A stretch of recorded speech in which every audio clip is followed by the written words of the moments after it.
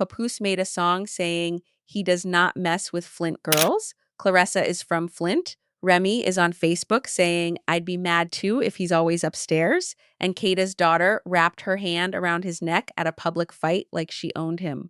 Baby, the receipts are everywhere. Welcome back to Shella Elite, where the tea is scalding and we never sugarcoat anything. New here? Subscribe and ring that bell right now. Elite family, you already smelled the smoke before I posted. Everything today is based on publicly available information, allegedly, reportedly, but baby, what we are laying out speaks entirely for itself. Quick background, Remy exposed Papoose December 2024. Divorce filed May 2025, still unresolved. Claressa signed to Win Records with Papoose facilitating the deal. Today, 3 separate receipts dropped, and none of them are looking good for Claressa. Remy Ma didn't need a long rant. One short Facebook post was enough to get the internet talking. Calm, direct, and perfectly timed, it immediately sparked another round of speculation. Sometimes one sentence creates more chaos than a 1-hour live stream. Then fans started dissecting lyrics from a Papoose collaboration, claiming one line sounded like a direct shot at Claressa's hometown. Whether intentional or not, the internet quickly connected the dots and turned a single lyric into another major controversy. Because once people believe the music matches the timeline, every bar starts sounding like a hidden message. She letting this half a century ass nigga that's 20 years older than her play in her motherfucking face like she ain't a YB. Yeah. She letting an OG, old ass nigga with arthritis and and carpal tunnel, one foot in with amnesia and the other one with dementia, Lil Bow Wow her. Would y'all like to talk about it and unfold this shit? Because I'm here to unpack it. Literally unpack it.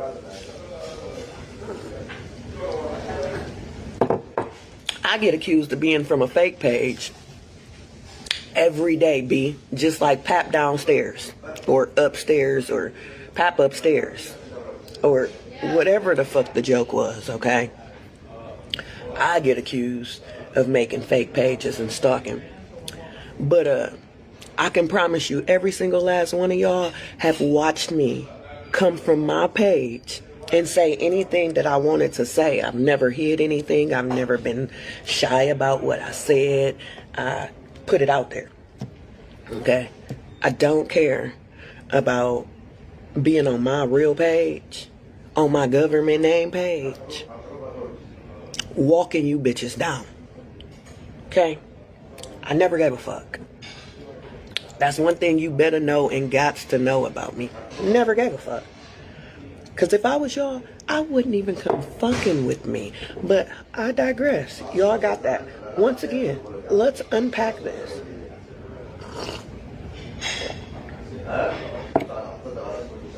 Claressa, now why the hell you go on that interview saying that dumbass shit? We don't care. We don't care about the relationship. We are not jealous of a relationship. Shalita came to IHOP to eat breakfast and ended up serving Claressa the most devastating truth she has received on the internet. 4 words. You are Pap's +1. Not his girlfriend, not his chosen one, his +1. The person he brings along who changes nothing about the outcome.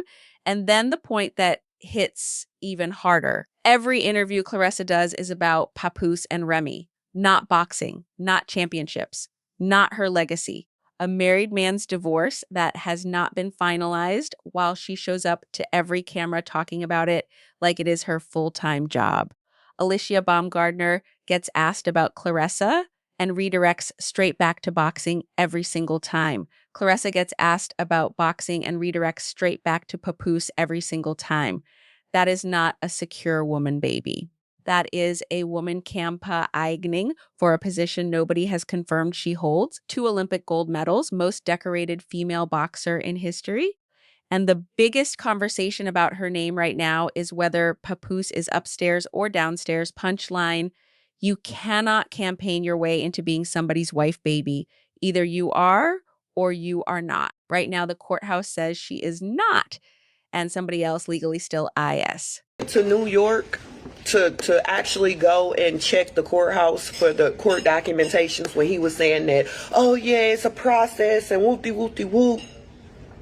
He had never even showed up to the courthouse. Okay? And then the crazy part is,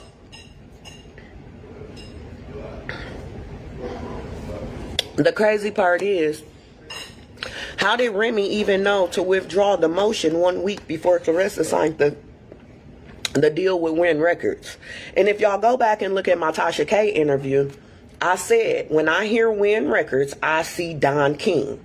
When I see Claressa, I hear Mike Tyson.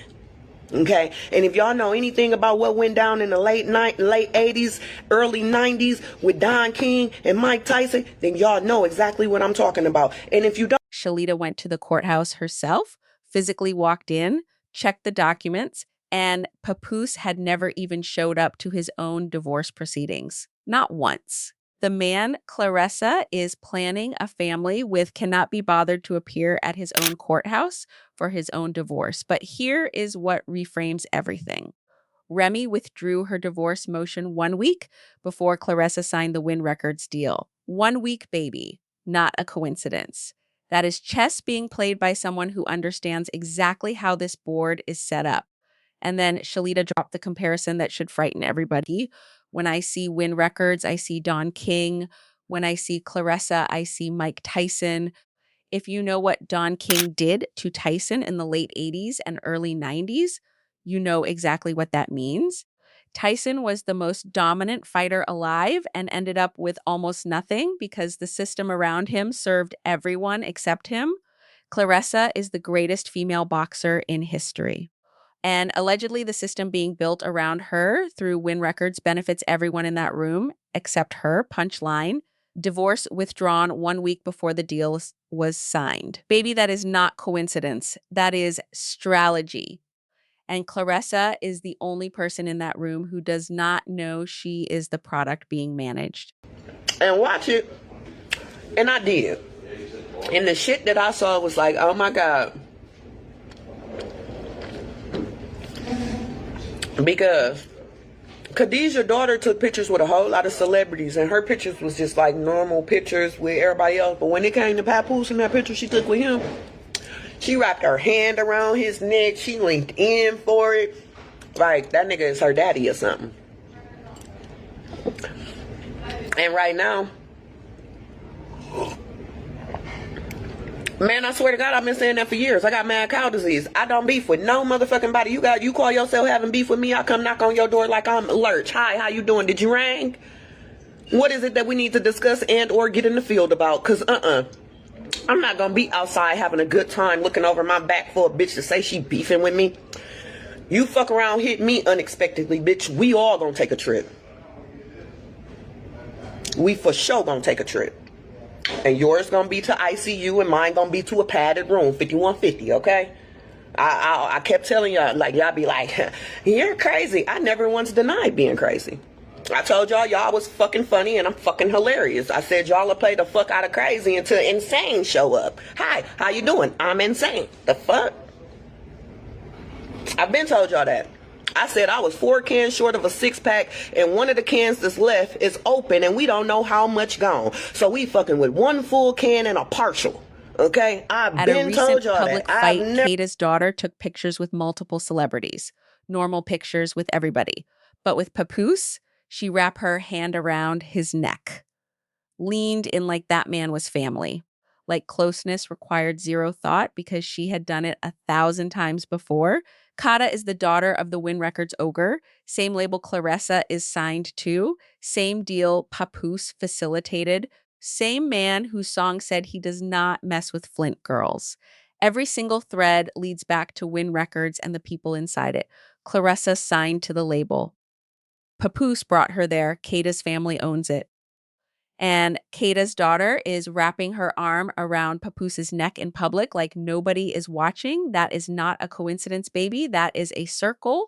And Claressa is standing right outside of it, thinking she is in the center. Then Shalita said it plainly. He plans on going back to Remy. I truly, honestly believe that, not gossip. A statement from someone who knows this family personally and has been watching longer than any blogger has. Punchline: comfortable body language does not happen with strangers, baby.